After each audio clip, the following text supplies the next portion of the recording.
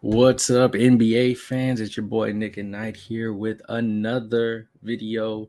This time we are talking about the alien, the unicorn, Victor Wembanyama, the guy that every team is tanking for. And honestly, can you blame him? Now, you look at teams that are pretty much, I guess, in line for the number one pick since LeBron James, has everybody saying it. Look at your rankings. You got Orlando Magic, you have Pistons, you have the Hornets. They're about the top three bottom in the East. You look at the West, you got the Houston Rockets, San Antonio Spurs, and sadly, you have the Los Angeles Lakers. But key thing before we get into all this, sorry, Laker fans, you, the Clippers, and the Nets do not own your first pick. So good luck. You are out of this lineup. Now we'll throw in the Oklahoma City Thunders. They're right above the Lakers. So you look at the teams that you feel should be in the race, and you look at teams that maybe should be doing a little more to get into the tanking.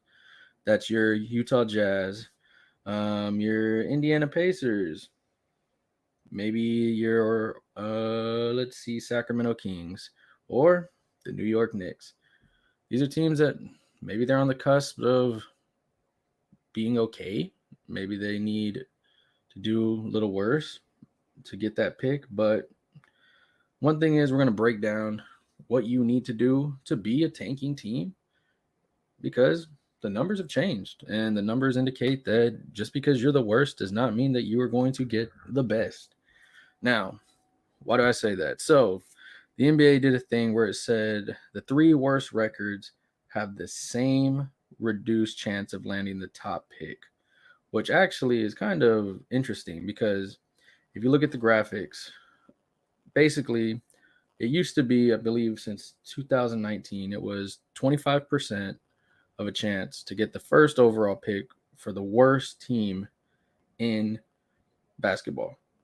Now, then it was 19.9% for the second and 15.6% for the third.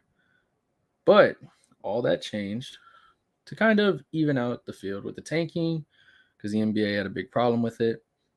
So now the top three worst teams have a 14% chance evenly to get the number one pick. Now I know what you're thinking. Some of these teams that I named, Utah, Indiana, the Knicks, Sacramento, they've been playing some great basketball. They go on these long winning streaks and then they go on these big losing streaks. But the biggest thing that you need to take in consideration is how many wins do you need to get a Victor Wembanyama or a Scoot Henderson? Because we all know that there's one player that is a franchise player that everybody's talking about, that everybody wants.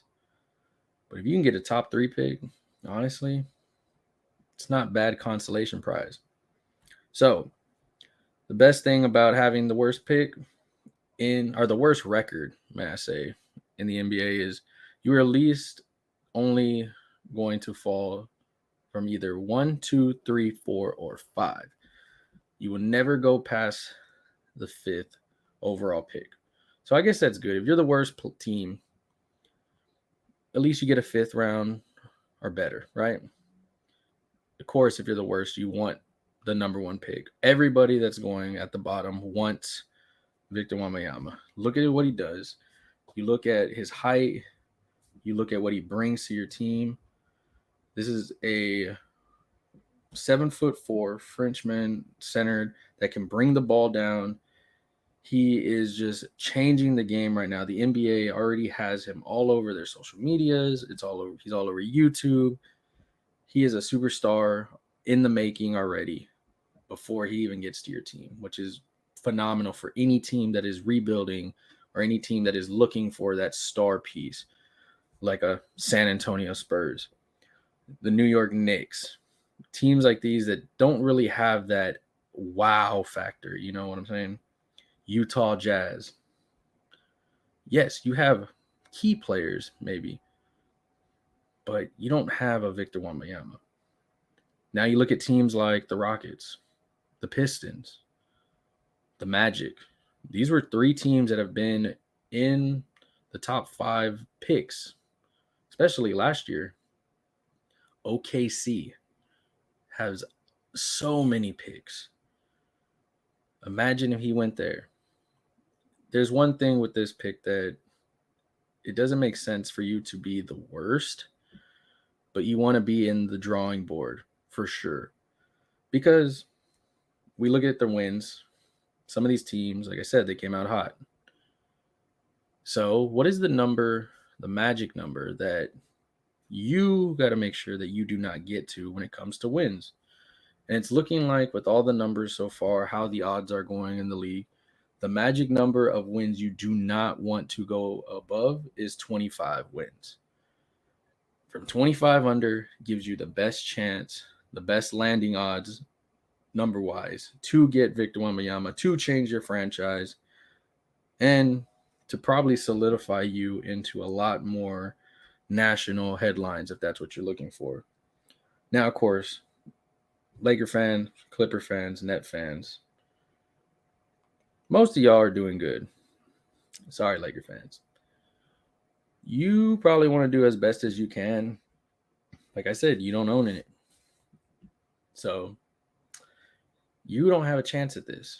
But all as far as these other teams go, your team, even if they won 10 games, they have a great chance still to tank enough, get this guy that will change your franchise probably for the next century.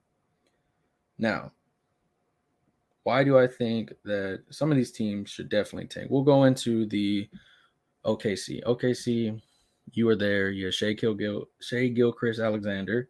You have Josh Giddey. You have so many pieces. You have Chet Holmgren coming back next year.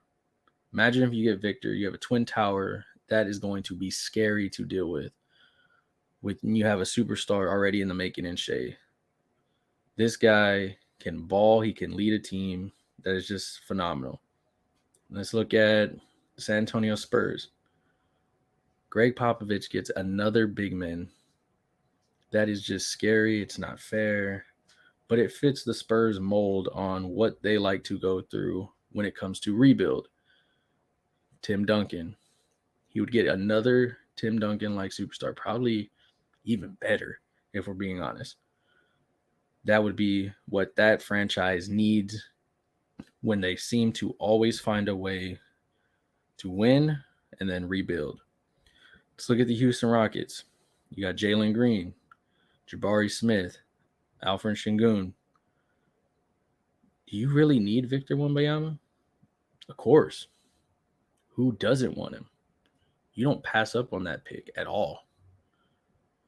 Now, will it hurt if you don't get him? Probably not as much when you've already had the second pick and the third pick. Jalen Green, Jabari, looking very nice this season. Maybe you're okay with a scoot. He's not a bad consolation prize for any of these teams that I'm saying. Do not put disrespect on this man's name. This man can ball. Now, of course, we're talking about the unicorn, though. Imagine a big three with those three. That is scary to imagine. And a great way to lose James Harden and get back in to almost contention coming up soon. Let's look at the Detroit Pistons. You have Cade Cunningham, Jaden Ivey, and some great pieces around your team. You get a big man like this in the Eastern Conference for you. That is nice. That is very complimentary for what you have already had. Orlando Magic. You just had the number 1 pick, Paulo Ranchero, who is probably going to win Rookie of the Year if Benedict Mathurin doesn't have nothing to say about it. But you have a nice pieces. You have probably the biggest, tallest team there is right now in the NBA. So why not add a big man, right? Now you look into the teams that for sure should be going after. Charlotte Hornets. You're tanking. I don't know what y'all did in the offseason. You have LaMelo. You need something. You need a spark of anything for that franchise because there is nothing to cheer for, it seems like, in that whole franchise right now. This would be the easiest pick that Michael Jordan has ever had. Easiest. Now, Utah traded away 2 of your superstars, Donovan Mitchell, Rudy Gobert. You were doing good. You were dominating the West in the beginning, and then you took like a 7-game losing streak. That's fine. You're in rebuild mode. You have a lot of pieces that teams want. That's great. Keep losing. Put yourself in the mix, because you never know what the odds say when it comes to this. All you need is to be one of those bottom 14 teams. Now, of course, your odds aren't the best if you're one of the 14, but top 10, you got a good chance. Now, look into the Indiana Pacers. Are you rebuilding? You have a young core that you should probably be using a lot more, but you're still not bad enough to tank, but you're not good enough to win. So you're in that what we call limbo of, I don't know what you're going for this year. I know the December 15th deadline is coming up where people can be traded that were signed. So a lot of things may be interesting after that when teams start to trade away pieces to tank even more, to make sure that they're just not good enough, but they're good enough to still look competitive. You know what I mean? All right. Now, let's get into Sacramento Kings. Sacramento, mad love to y'all, man, from us here at the SOG Network, because y'all have been balling this year. We have been showing respect to your team. Sadly, it seems like y'all don't get respect around the nation. Y'all been balling, man. Y'all been fun to watch. And honestly, I'm glad that y'all have been making transition into this year. But honestly, imagine if you get a Victor Wembanyama on your team. They have to respect you. They have to put respect on your name, on your team for what y'all did. And then we go into the Big Apple. New York, New York. Knick fans, I know what you're thinking. You've missed out on a lot of names. You've missed out on a lot of trades. You missed out on a lot of picks. If you get Victor Wembanyama, this changes basketball for the better. A superstar and a great Knicks team is great for basketball. As much as people don't want to admit it, it's great for basketball. Now, do I think it's going to happen for y'all? No. Sadly, I think y'all are just a little too good to get this pick. But I said the balls may fall in your court. But as it looks of right now, with the best odds of getting Victor Wembanyama, it's got to be out of the East, like I said. Magic, Piston, Hornets. Chicago, you may squeak in. Wizards, you may squeak in. Who knows? Y'all are all right there on the cusp of each other. You look at the West, Houston Rockets, San Antonio Spurs, Thunder, Timberwolves. Injuries. What's going to happen? Imagine if you start to falter even more with these injuries. There's a lot to go off of. It's a lot to think about. But it just lets you know that just because your team is tanking doesn't mean they want to be the worst. They just want to be in the race for probably one of the greatest players that our generation will see if everything pans out. If you made it to this point of the video, like, subscribe, show some love to the network. We'll be giving you all types of NBA content on all teams, no matter big or small, because that's what we like to do. We're a network by the fans, for the fans. Much love, everybody. Peace. How much I'm working for this? I swear my dreams are too important.